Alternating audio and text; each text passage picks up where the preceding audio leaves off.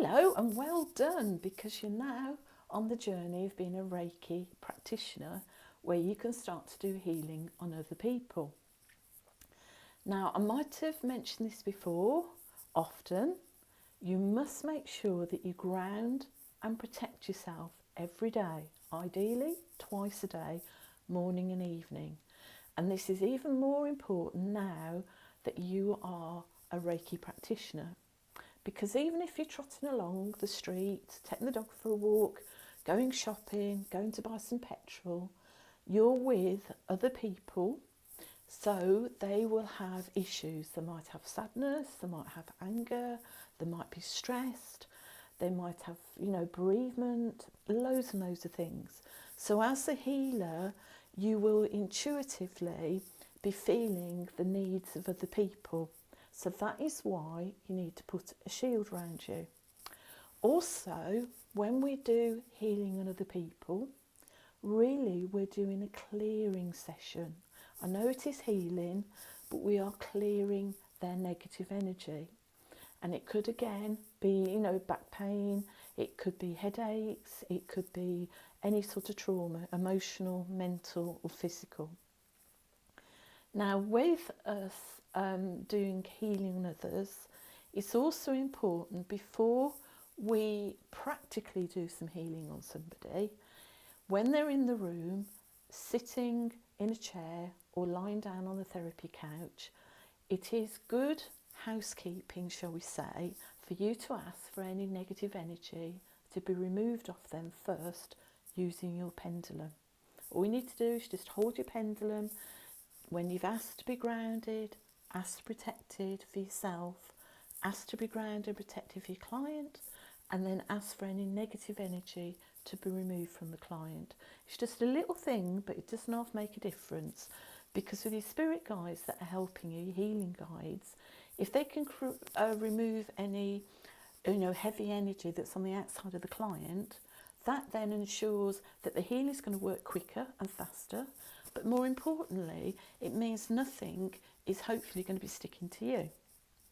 And you remember I said as well in session 1 about you saying thank you, disconnect and reclaiming. That again means you're disconnecting from the client's energy, so nothing's sticking to you. But still ground and protect yourself, every morning, every night, before you do a client and after you've done a client. So if sometimes you might do, in the future 3 people in one day, that means you'll be grounding and protecting yourself more often, because everybody's got some sort of issue they need help with. Could be a bad back. I keep saying that, I haven't got a bad back, but it could be something that they need. It could be they're stressed and they're running around like a little wound up toy. And they need to just relax and just be peaceful and calm and that. And I always say to everybody, if you make your client fall asleep, you've passed. And if you do make your client cry, don't worry about it. Don't think, oh, I've made them cry. That's good. But in this session, I'm also going to explain about the emotional symbol, which I would advise not doing on the first session. Because over the years, I've had people say to me, oh, I'm not keen on that Reiki, because I can't pronounce Reiki. Because every time I have it, it makes me cry. But crying is good. One, it means that you trust the practitioner, because you're relaxing and letting go and releasing in front of them, so you're not embarrassed. And the other thing is, if a person cries, they're letting go of all this stuff that's inside them. So many people go, I'm fine, thank you, I'm okay, fine, and they close up. But if you then, cry, you are allowing anything that's stagnant, shall we say, to come out. So it's all good. Now, with this folder, you'll notice that I've put in there the chakras. Now, the chakras, yes, they are different colours. Not everybody can see the colours. You're more likely to sense them. But it's useful to recognise that if any of the chakras, the energy centres within the human body and with animals, if any of them are blocked, they then will cause problems elsewhere. Now, with the chakras, not only do the energy spin inside, but it spins outside. And that's on page, let me just have a look, on page 7.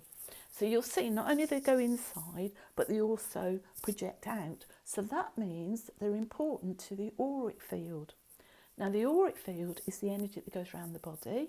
And if the energy around the body and the chakras are in alignment and healthy and happy, that means then that the person that you're helping and yourself is going to be less tired, you're going to be more uplifted, and you're going to feel a lot happier. So that's going to be good, isn't it? Yeah? I've got a list of the contraindications, so I'd like you to make sure that you read that and understand it. If there's anything there you don't understand, then please let me know.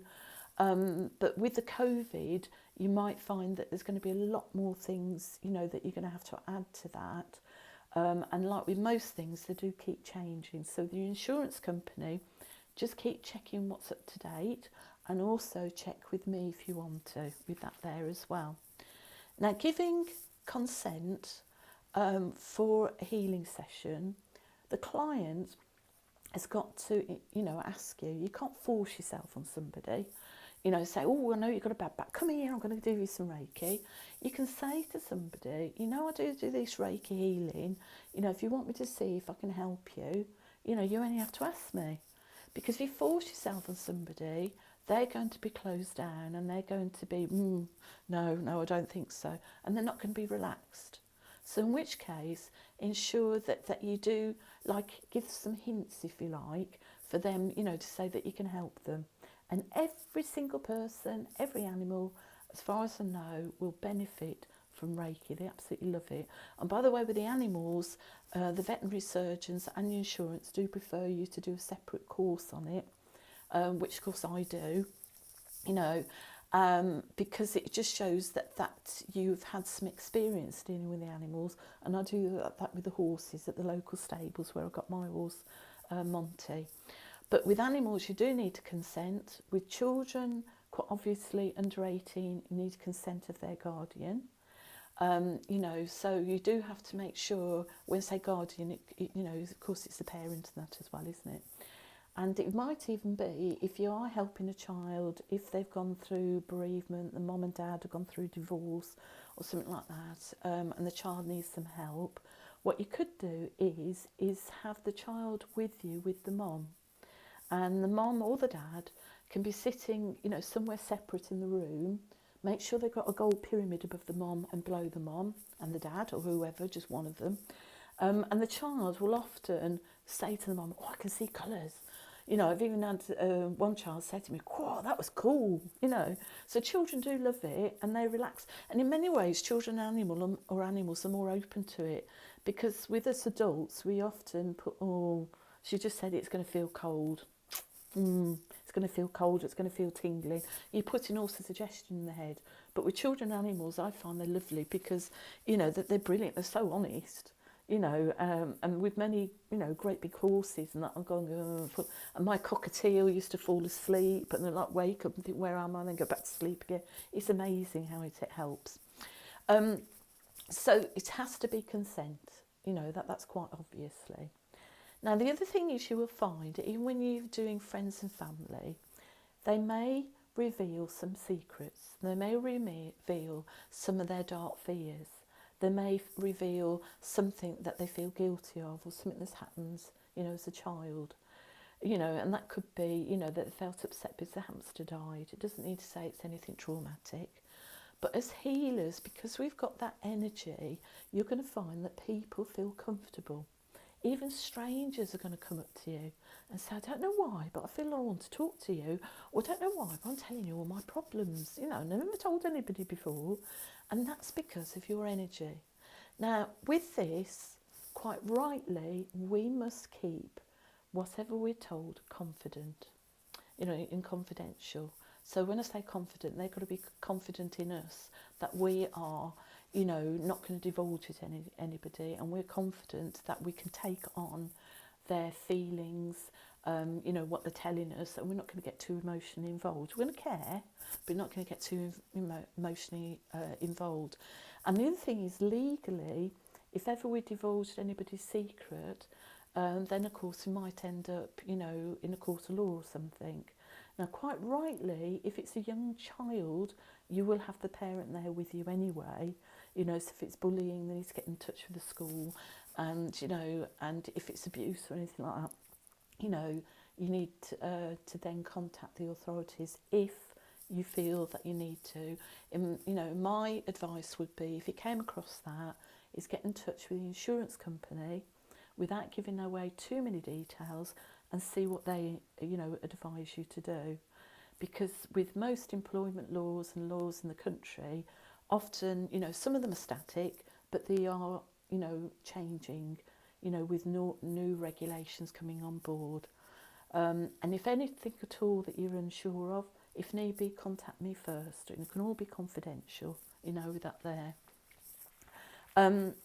Now, I've got in here about spiritual doorways, which I know some of you will have covered with the Psychic Foundation course.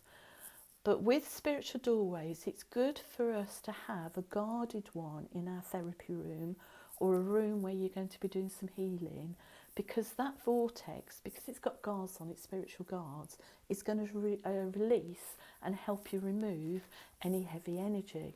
Because let's say, for instance, you didn't have a guarded vortex in your lounge, shall we say, and you've done a couple of friends, they've gone home, and you're sitting there watching the telly. You may then start to feel tired, feel drained, may even sometimes feel a little bit sick. And that's because heavy energy will collect in the room, you know, in places that it feels comfortable, which could be corners, and that's why we do the chakra in the corners. It could even be your fireplace. It could even be a cupboard under the stairs that you very rarely go into. You just shove all the bits and bobs in there, and it's stagnant energy. So with us having a vortex, it's making sure that the area that we're doing healing is as clean as we can afterwards. You know, you can, if you want to, after the healing, you can even go around the room and do the chakra. You know, again, that's cleansing the energy and what have you. If, say, for instance, you was doing a fair or going to do an event, you know, like a wellbeing fair, and you was going to do your Reiki there, if you are in a corner, that's all good, because you put your gold pyramid, and even if in the middle you put your gold pyramid above and below, because you've got people going around you, a corner's quite good because you've got more control. You can put chakra in there and nobody's going to mess with it. If you're in the middle of the room and you've got people walking around you, which is good really for people to see you, but on the other hand it may not necessarily be good for energy. You'd have your 3 hematite, you know, with you, which could be under your therapy bed or under the chair that you're doing in the middle of the room, and you do that even if it's in the corner. But what you might find is, if you're in the corner, you only need to do it once, but if in the middle of the room, say it's an event, you might need to do it 2 or 3 times, which is ensuring you've got a gold pyramid above and below, because people are going to come to you for help. And many people don't know or don't understand the background in protection. So in which case their energy is going to be heavy and they're going to need help, aren't they? So if you keep doing the gold pyramid above and below, that means that your little area is like sacred. It's got nice energy. And I always say to my students, if they think in their mind, oh, I wonder if I need to do it. Now, if that's come in your mind, that's almost if somebody's going tap, tap, you need to do it. So if you think about it, that means that somebody's given you a prompt, i.e. one of your angels or one of your spirit guides, that you need to get it done. But guarded vortex is good to do at an event. Ask for it to be opened as soon as you arrive and you're unpacking and what have you. But when I've opened it, I always say, can you please close it when I've finished and I've no longer got any clients to see? And, you know, and that has been so strange. Not strange as such, but when I've been at events, and I've done loads over the years, I can feel the energy dropping and I can feel the vortex closing down. I think, I won't be seeing anybody now. And people come and talk to you, but you don't have anybody else that comes from some healing. Because I've learned over the times, when you've gone and done a talk or done a demonstration, and I've done it to hundreds of people and what have you, you know, if you do a talk, you get people at the end coming, Linda, can I come and ask you a question? Oh, can I just ask you about this? And all my friends, blah, blah, blah, blah. And then you walk away, get in your car, and you're thinking, hold on a minute, I've left a guarded vortex open, which is not necessarily a problem, but really it's almost unfair to those 2 guards looking after that one vortex when the rest of the building, it could be a big building, has got all these horrible vortexes open. that they're then are trying to protect that one on its own when you've got all the horrible stuff going on. So I, at the start, always say, when we finish, can you please close it down and seal it with love? Because then you can forget about it. You don't need to remember. And it's not necessarily a problem, but I always think if you've got two guards, I don't know, a Roman warrior and, I don't know, a Native American Indian, whatever, then they're looking after it and they're looking after this vortex, and then they've got, all people that are not very pleasant around them. They're going to have a hard job, aren't they? So, it just closes it down. Ideally, you need to go around the whole building, wherever it is, close everything down and open up 2 or 3 brand new ones with guards on, and then you'll be fine. But that's not always practical, especially if you're going to these big buildings, which I've been into, that you've got loads of other rooms and all that sort of thing, and also different floors and that, that's not very practical. So follow my advice. If you're going to a fair, or if you're going to your friend's house and you can't close down all the vortexes, just ask for one to be open with guards on and say, when we finish, please can you close it down with love?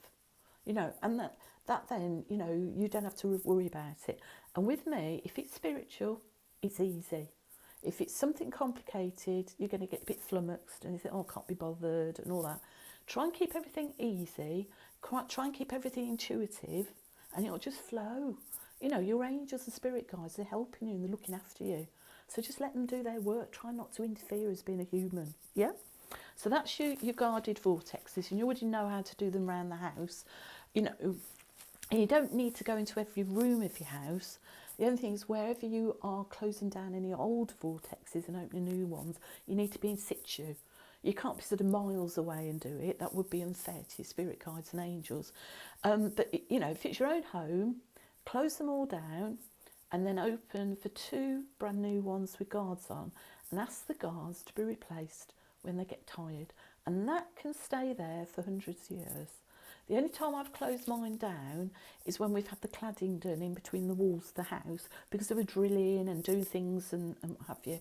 It wasn't fair for them to keep them open, because they're all disturbing all energy. So I closed them all down. When they finished the work, I opened them all back up again, and then said for the guards to be replaced if they get tired. And they could stay there for years and years and years and years and years. And the energy in your home would be beautiful. Or your office, or wherever you go in there as well as. So that's the vortex. Now, with healing on other people, I've had over the years people say to me, well, in fact, one particular lady in particular went to this party, and she said she was told by somebody else that she couldn't be healing properly. You haven't been attuned properly and all that. Why humans judge, I don't know, because there's so many different types of healing and what have you. I keep getting an itchy nose because I'm doing this in the therapy room, so I've got loads of fairies and what have you around me. So with your healing, it's going to be pure energy. So depending on what you're working on, if it's an upset stomach, if it's a sore throat, if it's a shoulder, if it's emotional, if it's spiritual, your energy is going to be the same in a sense because it's coming out. But when it then goes into the other person, it could feel cold, it could feel warm, it could feel tingly because it's doing its job. So don't think that your energy has got to be the same all the time when you're working on another client. Because with this Reiki too, you personally may not feel it's as strong when you're doing your 2 hands. It's only when you connect to another person that can feel it feels cold there and it feels warm there and it feels tingly there. It's going to change to whatever that person needs. And that same person you could see a few days later, or a week later. And by the way, with Reiki, it lasts between 3 and 4 days. So you don't need to do it every day. Unless, of course, it's little quickie ones. But normally say to people, once a week for 3 weeks, and then probably, come back every month if they need a top up, But your energy is going to feel different on that person the second time you do healing as to the first time. Because hopefully, which you would have done, you would have helped them the first time, shifted a lot of stuff. So this time it shouldn't be so heavy and it should be getting better and better and better. So don't think that all crystals, you say crystals then, okay, crystals as well. All Reiki energy feels the same. It is going to fluctuate depending on what the person has. Now, a general rule of thumb, and that's probably why I'm thinking about crystals, is we do any healing from the head going towards the feet. Even if, like with unicorn healing, you just keep your hands on the head and do mainly there, you're flushing any energy to the floor because the energy comes out the feet. And that's why over the years I've had people that do reflexology on the feet, and they come to me, they've got headaches, they're feeling sick, feeling tired, and I say, well, it's because you're not protecting yourself enough. And I say, what's that? You know, so of course they're doing reflexology. I don't know why I'm whispering. Reflexology, but of course all this negative energy is coming out the feet. So if you do the points, you know, one of the rules, the pointer, is doing from the head, going all the way to the feet. You flush, flush, flush, flush, flush, flush, flush. It's good. Yeah. And of course with crystal healing, we do start with the head to flush it through, but with crystal healing it goes round in a circle. So it goes from the left hand side out the right. And with Reiki, it goes all the way down. So that is really good for you to start at the head. Now, when you've got your client sitting on a chair, lying on a therapy bed, you've done the consent form, you've either got to scan it or do it on email if you've still got the COVID, or they do it handwritten. You then ground and protect both of you. Ask for any negative energy to be removed. It's all in the manual. And then you start with the chakra ray at the client's head. Now remember, when you're doing self-healing, you leave a hole, and that's because of the crown chakra, where you then start at the head by doing the chakra ray. So you do the chakra ray on the top of the head, put your hands there, and you work through the body. Now, you have got the traditional methods here I've done, but if you look on page 24, you'll see where, it sounds awful, but I've like chopped the client in half, if you like. So I've done half of them from the head all the way to the floor, then go to the feet, then go to the top of the head again a second time and do down the second half. Because quite obviously, we haven't just got our chakras, which are down the middle of the body. You've also got your shoulders, you've got your arms, you've got your hips, you've got your knees, you've got your legs. So you need to go down one side and down the other side. Now, it's up to you which side you do first, entirely up to you. But when you've done one side, you come to the feet and then bring the energy towards you. That is why you flushed most of it out, even though in the middle you're doing it to the feet. Then what you do is you go to the head again a second time, and again, if need be, do the chakra ray. And by the way, you can do the chakra ray every single part of the body, anywhere. And when you first start, you might want to, because you haven't built up confidence in scanning a person and feeling the energy and all that feels different, need to keep your hands there. Just do the chakra ray. Remember to do it 3 times, anywhere you feel there's any difference. You know, even if you want to do it on every single joint, every single, nook and cranny, every single chakra, do it everywhere, yeah? So you're done down the one side, come back to the second, up here, do the chakra ray again, down the other side, then again beam into the feet, and then to finish, you open your hands out a little bit. I don't know if you can see me if I come back. Open your hands out a little bit, so you're then beaming into the aura. So you do the feet, then beam into the aura. Then you say thank you when you're finished, disconnect, reclaim. Now, I haven't mentioned how long you stay on each chakra. Because the thing is, every single person's different. Every single healing that you do on a person, even if you do 10 of them, are going to be different. So in which case you will know and sense when you need to move your hands when the energy calms. So the energy's gone calm, it's no longer tingling, it's no longer warm, no longer cold. It's just almost neutral, like fresh air. Then you know that you need to move. And then when you move your hands, you think, oh, that's tingling again. Well, that's what, I've got to stay there. Again, do the chakra ray 3 times if you want to. Stay there until it goes calm. And then move around to the other area. Now, you might find that all of you develop your own technique. Now, another reason why I chop a person in half, so, go one side, the other side, is if you imagine lying on a therapy bed, and you're then leaning over the person, the other side, you're going to get backache. And you're not going to be there for 10 minutes doing it because your back's going to be hurting. So it's easier just to kick straight back, nice and neutral, going down. Now, if you're doing somebody on a chair, you do exactly the same principle, which I've got in the part 2. But quite obviously, they're not lying down. So you then can do down the one side where you can sandwich. So you put one hand, I can't do it very well, one hand behind, one hand in front, you know, their arm, their elbow, the wrist if need be. Or you can hold your hands at the back of the chair and the front of the chair, at the front of the person, and go all the way down. You know, again, keep using the chakra. But then with them beaming into the aura with a person, you know, even though, yes, you finish at the feet, I'm standing up and I'm beaming, like, not like that, but down at the feet, because they're down there, aren't they, the feet? And then when I beam into the aura, I'm going like that, beaming into the aura, because they're sitting down. So you can adapt it, you know, whatever feels comfortable for you. You know, and it's quite useful because some people feel a bit uncomfortable about lying down. Now, if, say, you're doing your friend or, I don't know, a relative or something like that, and they want to have the healing in their bedroom. Now, quite rightly, a bedroom is a sacred place. They're going to maybe feel a little bit uncomfortable and a bit shy. What I suggest to my students is pick up the pillow, put it where the feet are, because most of your healing, aren't you, you're going to do from their head. So pick the pillow up, put it where the feet normally go, and get them to lie their head where they normally rest their feet, and do it that way round.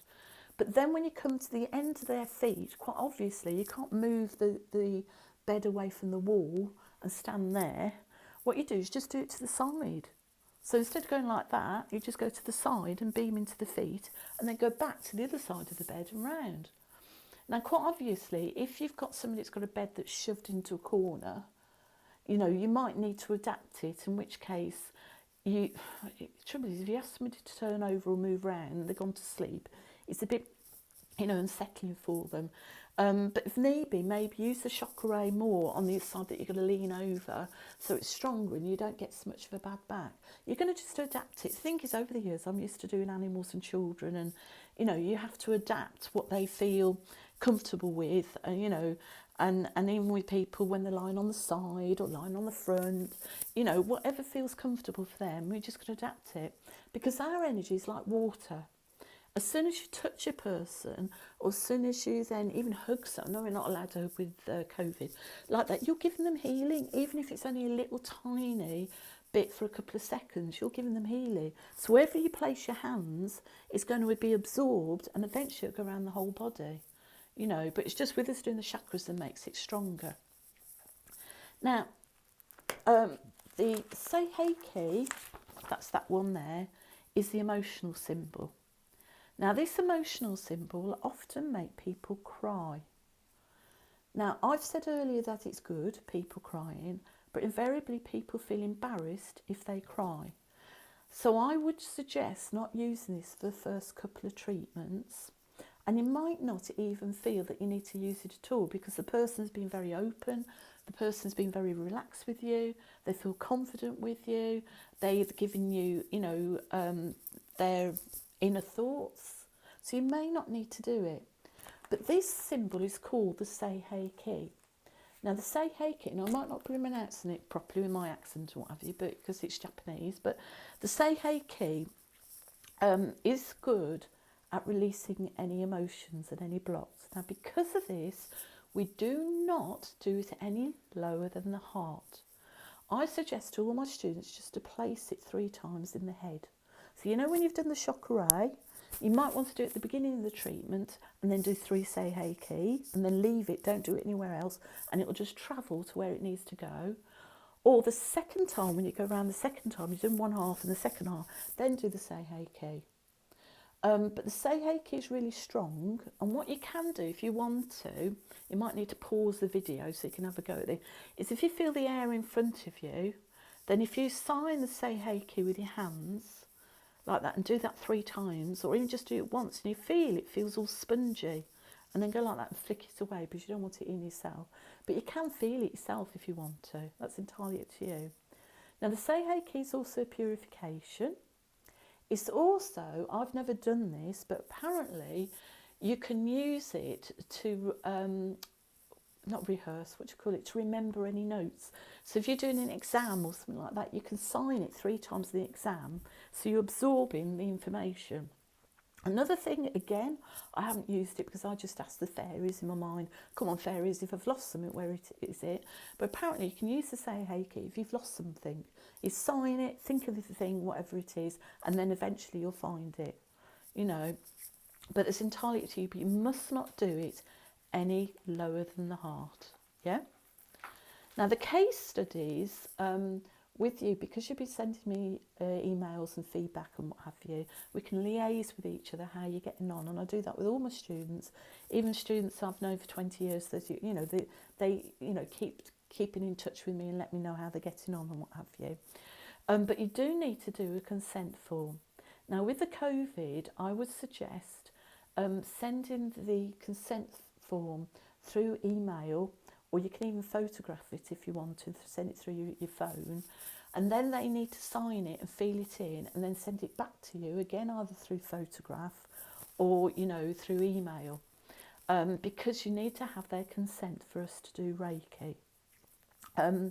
With us as well, we need to find out, if there is any issues that we feel uncomfortable about, i.e. have they recently had an operation, if they're epileptic, if they've got diabetes.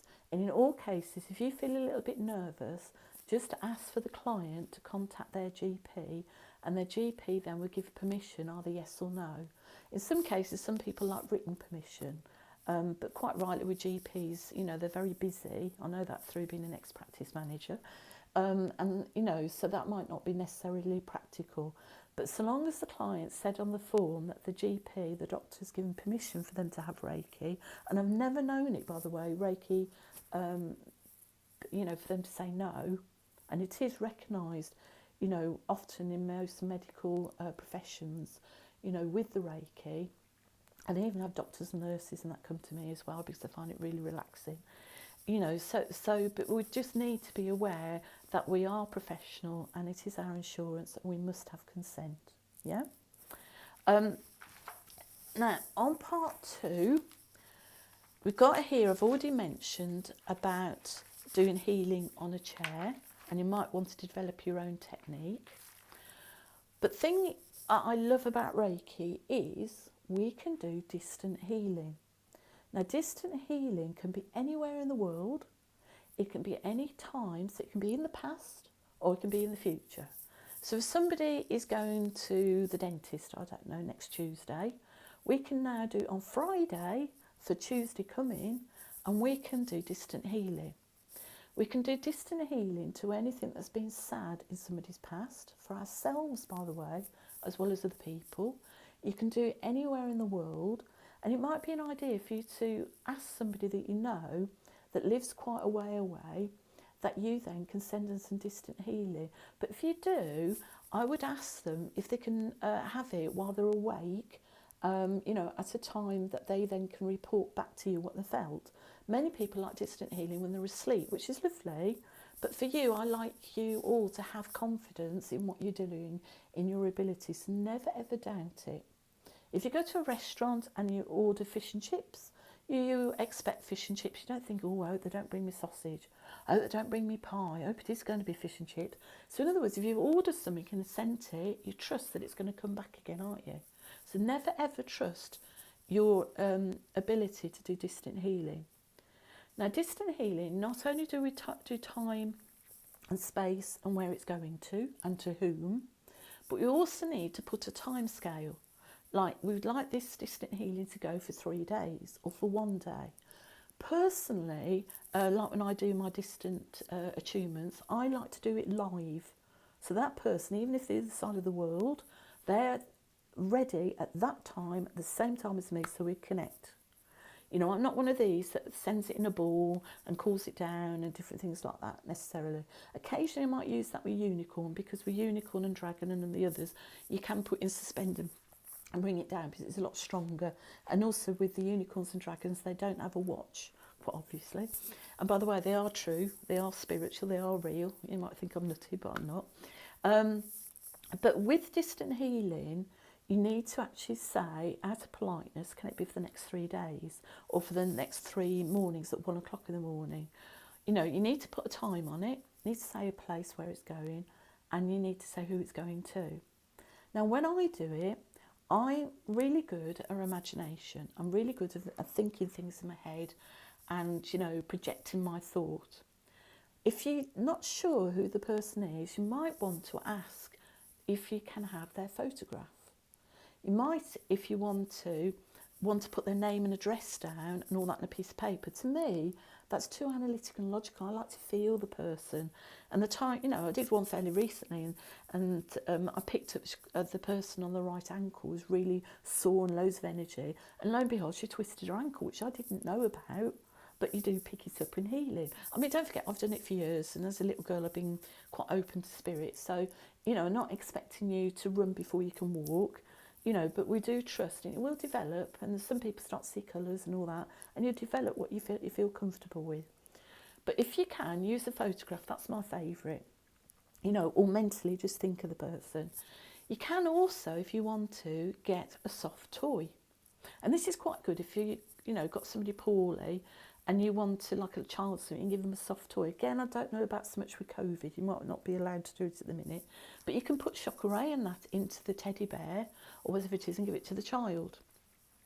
But some people use the teddy bear and imagine that's the person going through the head and the arms and the legs and going that way around. You can do that.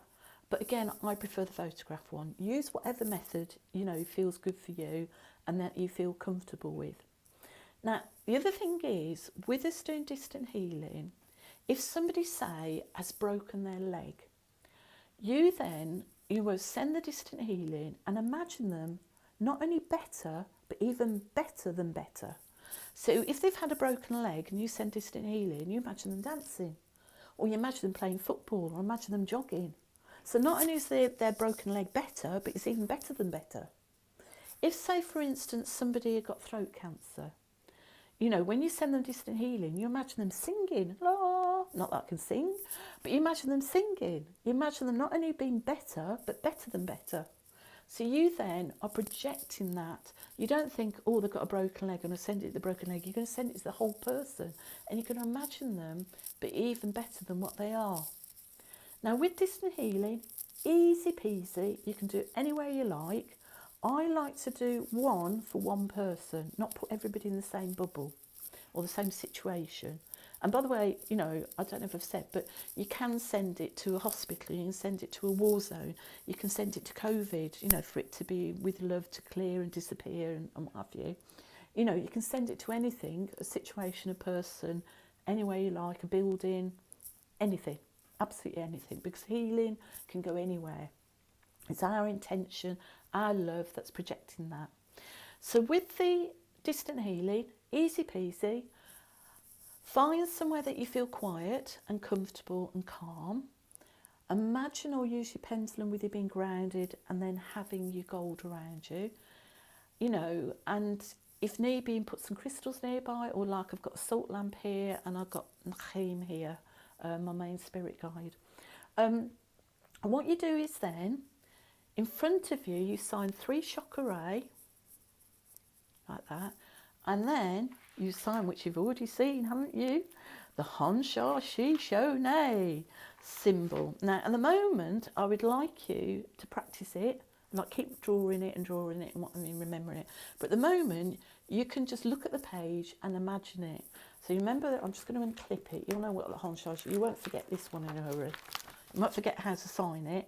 Yeah. So you do 3 chakra, 3 Honsha Shishane, imagine 3 of them, or when you get, confident you can sign them all. Then seal it in with 3 chakra. Now, sometimes it might be appropriate to also include in the middle of the 2 chakras, like a chakra sandwich, is to say Reiki, the emotional symbol. But the thing is with that, often you don't want the person at the other end to cry. You want them to feel uplifted.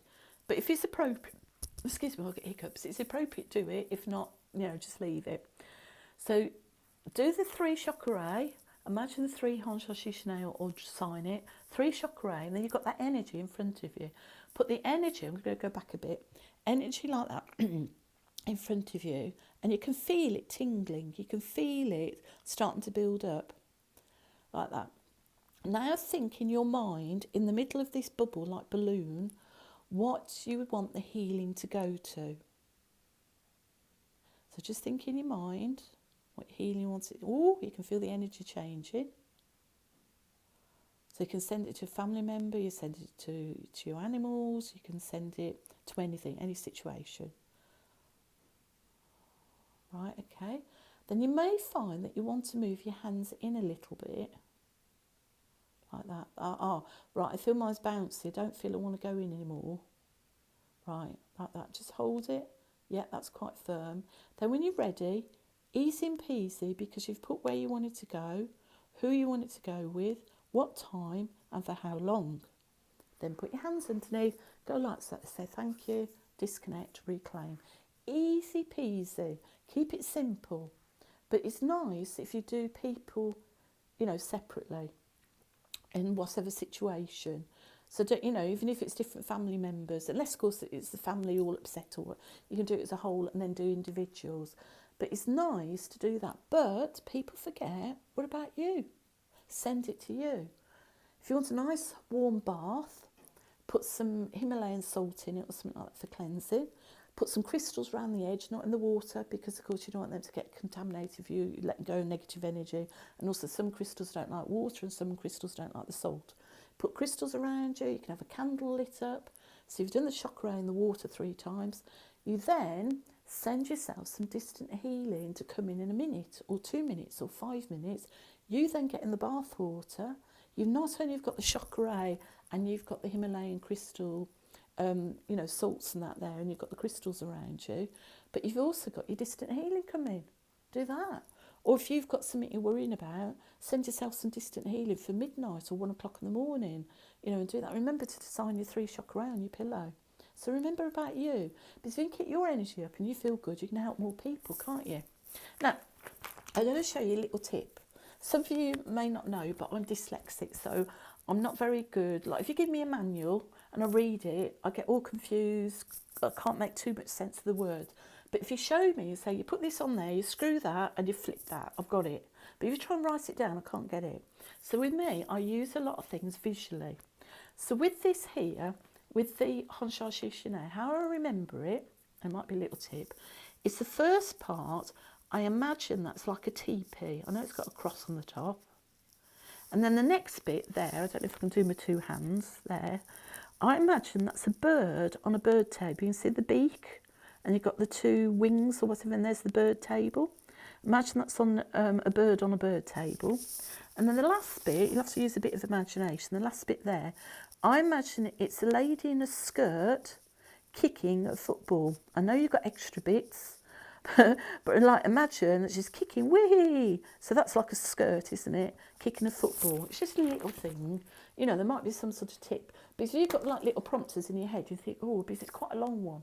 And by the way, when you do sign it, you can sign, the first part, like the TP, then on top of it, you can sign the bird on the bird table, and on top of that, you can then sign the lady kicking a football if you want to. You don't have to go all the way down and just to do teeny weeny ones, what have you. So it's up to you, but you do need to do 3. And by the way, if we were imagining it, like you're looking at the paper and doing it, it will still work, but it won't be as strong. So if you actually sign it, it will make it a lot stronger and a lot more powerful. So it's up to you.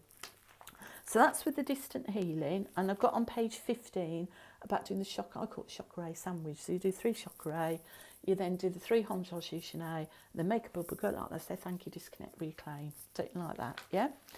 Now the next thing I'm going to talk about, you may not feel comfortable with, and you may not certainly tell your friends and family, but there are spiritual people that can see and sense, which I can, is these dark creatures, which I've named lizards. I don't know if anybody else has around the world. And they're not to get confused by a famous author, I shan't mention his name, who's talking about lizards, I'm about little lizards creatures. They're about the size of a large guinea pig and a small rabbit. Now with this energy, these energy are not very intelligent, but they live on negative energy. So if people don't protect themselves, they will come out of the soil, out of the earth, and they will then come up up the person's legs and go onto the body. And these lizards will make somebody feel grumpy, somebody feel tired, make them feel irritable. They won't be able to keep their energy sustained very long. They feel really drained. Now these lizards, then feed on the negative energy, and then this negative energy that they're feeding on, they'll then grow and grow, and then blobs of their energy will drop off, and that becomes like eggs. It's not eggs per se, but it's like their energy then metamorphose, is that the right word, where it then goes into another little lizard. So you can end up with 2 or 3. So you can bet your bottom socks, anybody that's really grumpy or irritable has got lizards. And this is why you need to protect yourself and make sure that you are grounded and you've protected the room underneath you and below you. And then ask your guides to remove any negative energy before you start healing on them. I remember a lady a long time ago said to me, I don't know if I believe that, Linda. I believe everything else you tell me, but I don't know. Anyway, she was in a shop having a cup of coffee with a friend, and she had to ring me up to say, lo and behold, she saw this man outside, and she saw this black, dark brown, like lizard thing crawl up his legs and disappear into his tummy. Now, it doesn't go into his tummy, it goes into his auric field. And this is why we use the 3 hematite, which you can get on the internet quite cheaply. They don't need to be big, but we then put the hematite under the chair or under the therapy bed, and that then creates an artificial, if you like, waste paper basket. So any negative energy in that will go into this waste paper basket. So that is good for us then to encourage any of the lizards and that to go into the hematite triangle, because what it's doing is it's pretending or mimicking a dark vortex, not a light vortex, a dark one. So they want to get away from the lovely light Reiki healing. So they go all the way down and go down the legs and then onto the vortex that they think is going home, but it's trapped them because it's the hematite one. And then our spirit guides then can remove them. And again, when I've had people that do reflexology, 99.9% of the time they've all got lizards. So their client that they're helping feels great. Oh, I love that. It was really nice on my feet. I feel wonderful. I'll see you next week. And the poor therapist is going, oh God, I feel tired. I feel down. But it's because of all the energy. So it's just all little things about looking after yourself, isn't it, with that there? So it's nothing for you to worry about, nothing for you to be concerned about. You're highly unlikely to see one. And if ever you start healing on somebody and think, oh, I forgot to ask for any negative energy, and you can feel, it doesn't feel right, or I've forgotten to do it, just stand up or just get your pendulum and just ask for any negative energy to be removed from the client. Because the client hopefully is going to be snoring and fast asleep, so they don't know what you're doing, but we do, and that is helping them and making them feel better. Yeah, easy peasy. So on page 20 is about what our spirit guides can help remove, from a client. So when we asking for any negative energy to be removed, they can help with anything external. So any sort of like dark around the head from worry, the throat, any lizards and their eggs, and also any grounded souls. And they're not necessarily negative, but some people can be really draining and very needy, and they need to go, to heaven. They need to go back to their relatives. They can still come backwards and forwards to see people here, but they need some help. They need some healing. So, they need to find the way up to the vortex, which, of course, we've got guarded vortex in their houses. So they're going all the way up, and they're not going to the other end of the country, the other end of the world. They're going all the way up to heaven. So they get help to go there. Now, on page 21, this is about when we're doing healing on somebody, all the things that we are dissolving. We're helping with things like psychic attack, which again I do on the Psychic Foundation course. People that are jealous of you and that can send you negative energy. So when we're doing healing on somebody, we're helping for that to be removed. Also, people have cords. All of us have etheric cords.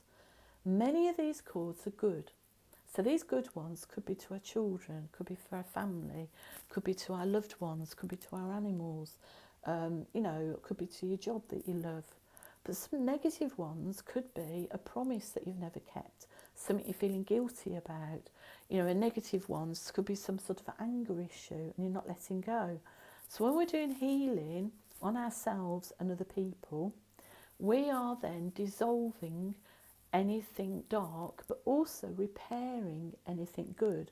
So if it's a good cord, we're strengthening it, and if it's a bad cord, we're dissolving it. And I always say to people, never cut a dark cord, because if you cut it, it's too dramatic and it's going to attach again. Always ask for it to be dissolved, and if it's dissolved, it's going to be more permanent. Yeah, easy peasy. Now, professional conduct, sorry. If you are in the right frame of mind and you are, you know, doing everything you can through your heart and through love, you're going to find that your clients are going to be plentiful.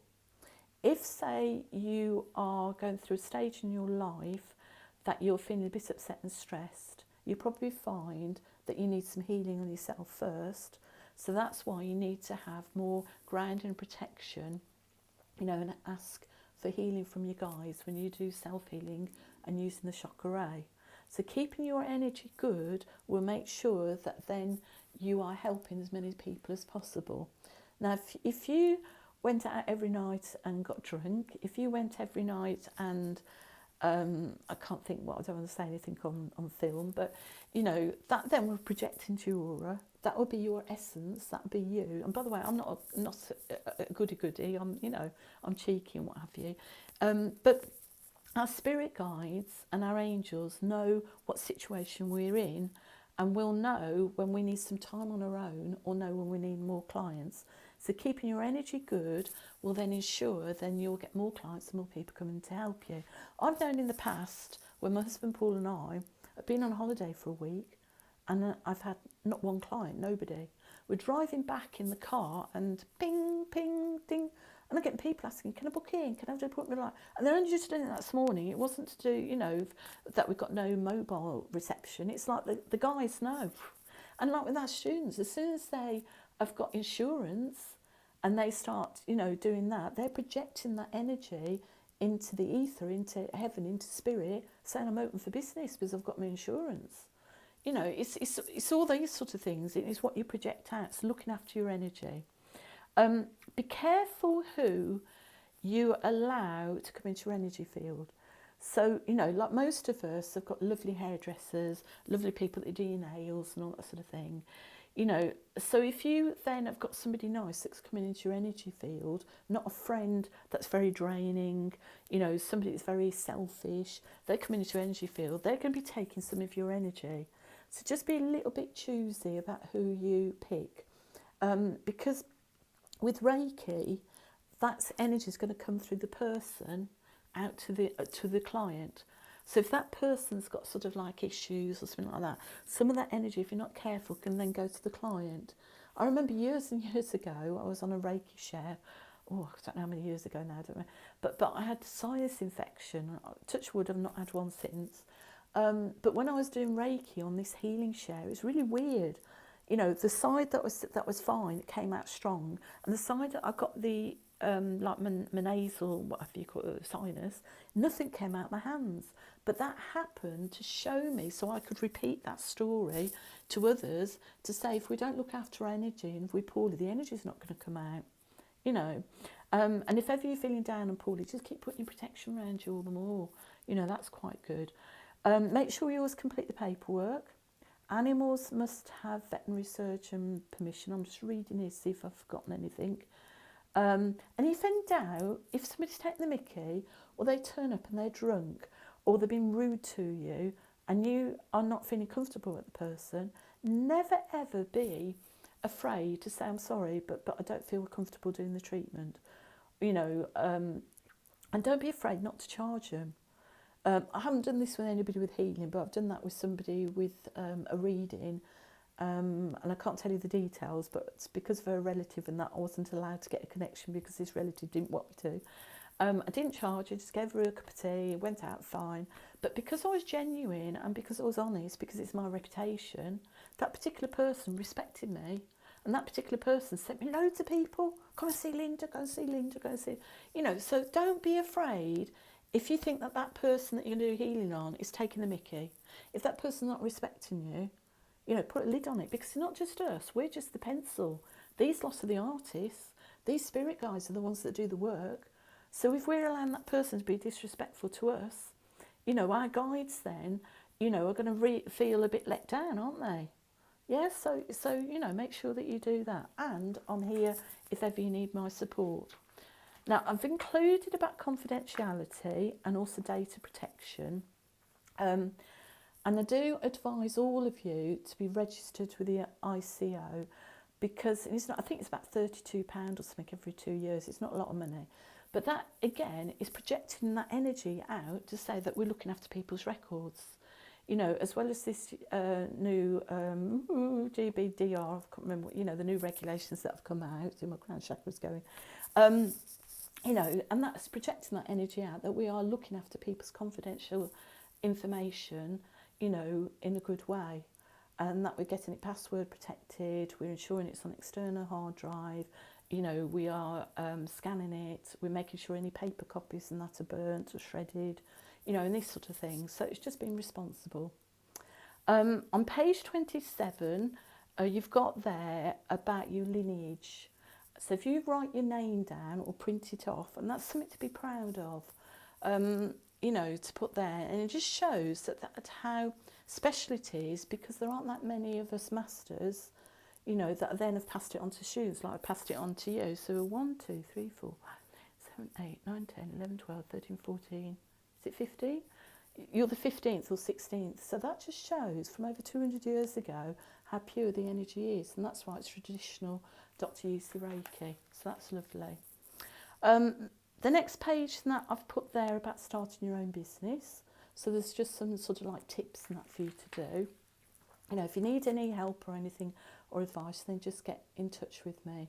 You know, and what I would say is with healing, it looks after you, but you won't be a millionaire in money, but you'll be a millionaire, shall we say, in love, and a millionaire in respect, and a millionaire in job satisfaction, if you understand what I mean.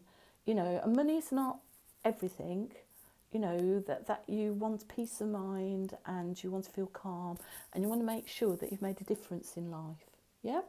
So I hope you found this useful, and you need any help, then let us know. With the symbols and that, you'll find that they'll be stronger, you know, possibly before you do your attunement, not the chakra, but on about your Reiki 2 now. Like the Seihei, you might feel stronger over the page, and also the Honshal Shushine, the distant healing symbol. If you feel it, you might feel it stronger before you have the attunement, because with your attunement, your Reiki 2 attunement, your energy is going to go up, and at the moment you're Reiki 1, yeah? So of course the Honshal Shushine, the distant healing one, and the Seihei are up here. So if you're having the attunement and you're both equal, I can't wobble that one, the same one, but like that equal, you're going to be feeling the same energy. So you might not feel it as strong afterwards, but your client will, and in distant healing they will. All right, my lovelies, so you take care and stay safe, and, you know, and God bless. Bye then, my darlings.